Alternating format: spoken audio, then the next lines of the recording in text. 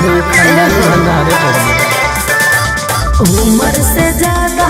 तोहरा पकेस हो आजल न भइल बड़ा कोटो में पेश हो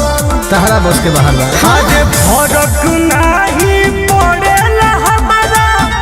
कवनो महंगाई से हर लहर ले हम केस हम भैंस के दुहाई से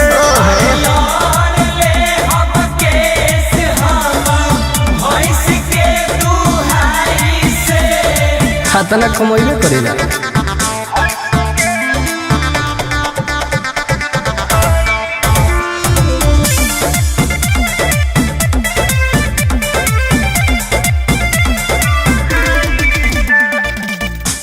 कलम के जगह फल धैनी हाथ में पता बा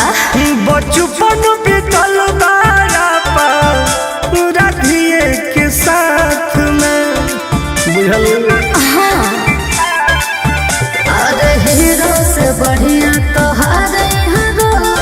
पूरा जिला में बाबू तोहरे कंट्रोल बा वो हमेशा रहे अच्छा आज मुहे नाही लागल चाहिए कुत्ता बिलाई से हर लौट ले हम केस हम तो भैंस के दुहाई से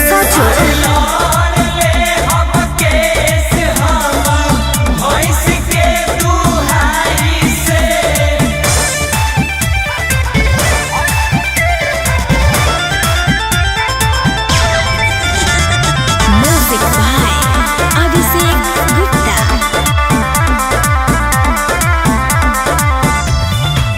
सही न लोगवा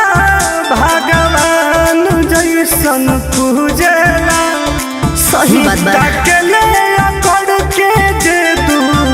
बादा नहीं सूझेला पटक के रगड़ दिले के रहे को सुनो अरे जान गए बड़ा रंग धारे करे जा तोहरे हो यूपी बिहार करे जा बोलबाला बा आज के बाटे जे मुँह लगाई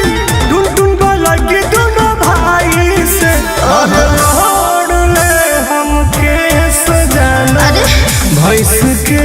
दुहाई से हर जीत रहा